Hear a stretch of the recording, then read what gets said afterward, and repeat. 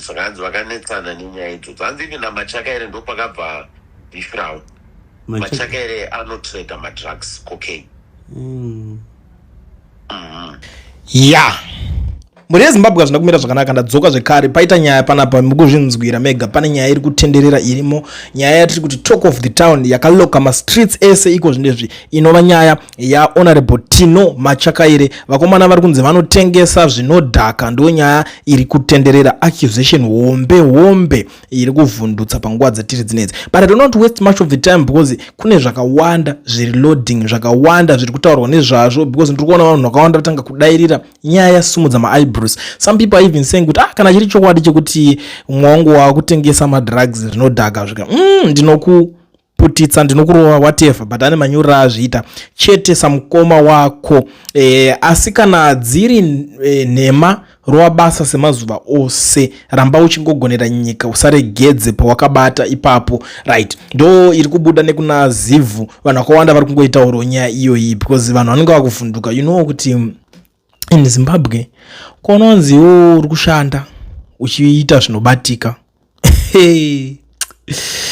Ndokutaurira wanawanzi uri kutoita zvinobatika iwo, vanhu vanoda kutaura kuti mari yacho uri kuiwana kupi, nekuti vana vevamwe vanhu vabvunzwa nekupuwa pressure. And this audio iri kukomendwa navanhu vakawanda, the likes of Honorable Tendai BT, I don't know, fanira kuti ngavati honorable but advocate or chi, but whatever, ngati iri kutaurwa nani navatendai BT vari kuti that audio is the most now setting confirmation of the extent and depth of state capture in Zimbabwe.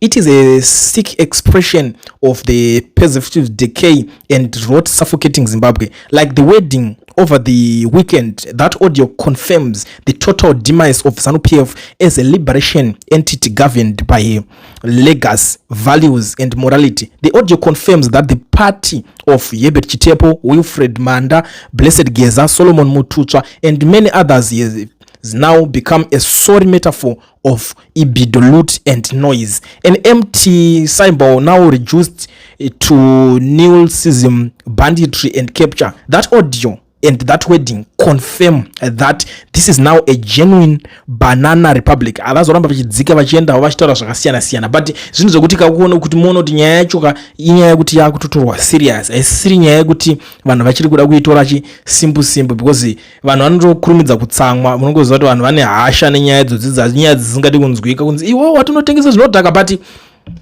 pekupedzisira pacho Machakaire ari kujomuka, ari kuramba kuti inama kuti ndotengesa zvinhu izvi, anditengese zvinoningirikina. Iye ari kuti vanhu munhu ataura hapana evidence, but obviously unongo usingachatrustike because paine iye responding kana mendero yake ari kuti, as the Minister of Youth Empowerment, Development, Vocational Training, I carry the responsibility of protecting, empowering and guiding our young people with the seriousness and integrity the office demands.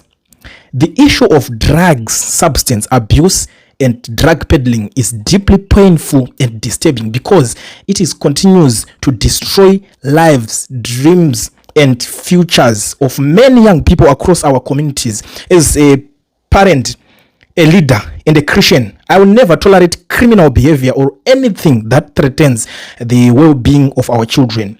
It is therefore heartbreaking to witness reckless and false narratives being spread without evidence, especially on matters as sensitive as this. False accusations do not only damage reputations, but they also weaken society's collective fight against the real dangers affecting our youth. If anyone has credible evidence regarding any wrongdoing, I encourage them to come forward through the proper channels so that the law can take its course. We cannot build our nation on rumors, hatred, malicious attacks, and character assassination disguised as public concern. Let us remember that public opinion is not always the truth. Words can destroy families, reputations, and lives. As Zimbabweans, let us choose responsibility, honesty, compassion, and unity over reckless accusations that divide and harm one another. Together we can build a stronger nation when we choose responsibility over recklessness, respect over hatred, and truth over falsehood. Ndo mashoko ari kubva kuna Honorable Tino Machakaire. Hapana, asi munhu anombonzi honorable kanti wapindura, because most of the times ndo zvatoda kazhinji ukaona orohwa nyaya wawaningirikinaka nyanye kuningirikina, usanyanye kuramba wakanyarara, because a lot of people are still asking kuti ko nyaya dzechihure munoti nadzo aizve haingaisawo here kana SI zvako to regulate nyaya iyi. This is interesting. My question to you, Minister, is the Youth Empowerment Bank still functional, and what kind of initiatives are they undertaking to reduce the high youth unemployment in our country? Also, do your esteemed office even have the employment status in this country?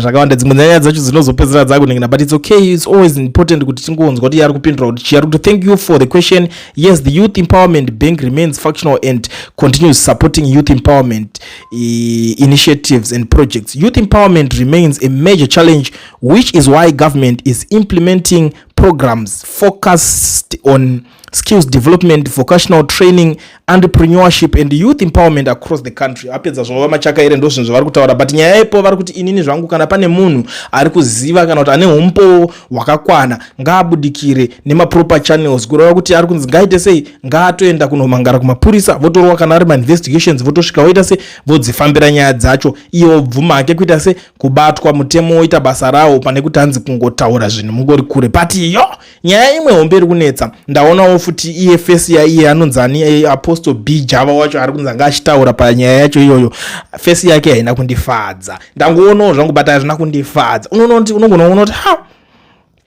munhu ari kupindura achiita kushivha, ari kutotya kuti zvinhu anything to do with politics zvinonetsa honestly speaking, but tingaita sei vedwe nyaya dzacho dzinonetsa. But iko zvine zviri vedwe regedzai ndikusiyei nekuti ndoziva kuti mune zvakawanda zvamuri kuita, but ndigedza ndoda kubva ndakoshandisa mukanda panapa kuzivisa vanhu vese vari kudawo kuregisterwa macompanies nekuvhurwa ma-FNB business accounts muno muSouth Africa vasina ma-work permits kana ma-study permits. Ndiri kuti bata company inonzi Education Research, iyo company inotungamirirwa nana Mukoma Owen. Idzi ndidzo shasha vanokwanisa kukuregistera company vokuvhurira FNB business account usina permit kana study permit yacho iyoyo handiti, ende vanokuitira uri kwauri ikoko padeni pako, hapana chekunyanya kutya. Kana usina FNB business account kana kuti company registration, please garai mabata Education Research. But now ndine imwe special announcement from Education Research. I think this is good news. Zvinokwanisa kunge zvichita se zvikatobatsira mese vanhu vari panapa.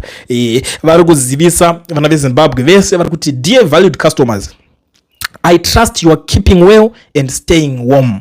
Feel free to contact us if you are looking for cars, bakkies or workhorses other than Kia, as we also work with other registered car dealerships throughout South Africa.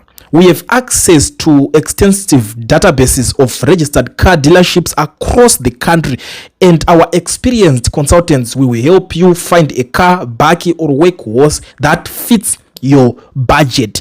Everything we are doing is above board and has been approved by the Kia Pretoria management team.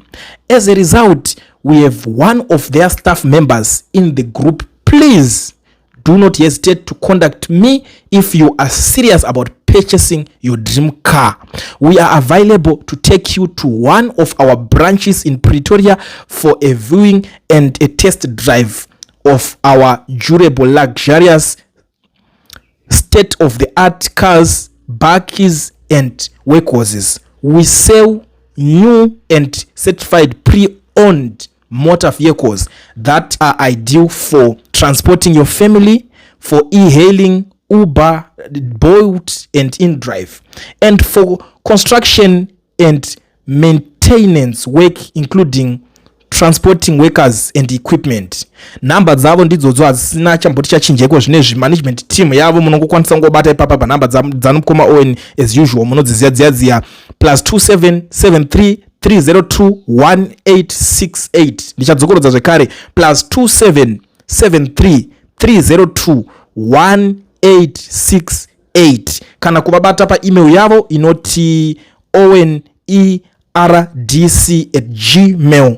educationresearch.com ndo pamunovabata ipapapa. Company as usual ingori Education Research and Development Consultants ndo company yavo. Saka tiri kuti chi vawedzera zvinhu zvinodiwawo newewo, zvimwe zvinhu zvokuti wanga uri kutsvaga. Do you know kuti vanhu vakawanda vanga vari kuchema nyaya dzemota idzi, ndakazombotenga chakadai, ndikazombodzwa iso, ndikazombovarwa, ndikadini. Saka iwe kana zoti unotanga Bolt, unotanga anything to do zvine chekuita nemota, aiwa tiri kuti Education Research yapindira ikoko. Garai mavabata, nhamba ndo dzendakusirai. Handifungi kuti pane chimwe, kana muchinge mune questions akawanda, please torai nhamba idzo mubvunze mubvunzo kana panyaya dzemotikari, because ndozoti pamota apanda kuti muchibvunza, saka ndozodii apa, ndozoita sei apa, ndozoda sometimes inini ndinogona kunge inini sakuriendi ndisinganyanyozivo zvakawanda zvemota izvi, but ava manje havanoziva because vari professional. Chibasa ichi hachisi zvinhu zvekudzidzira izvi. Saka garai mavabata, and maservices avo ese vanokuitira very reliable and affordable.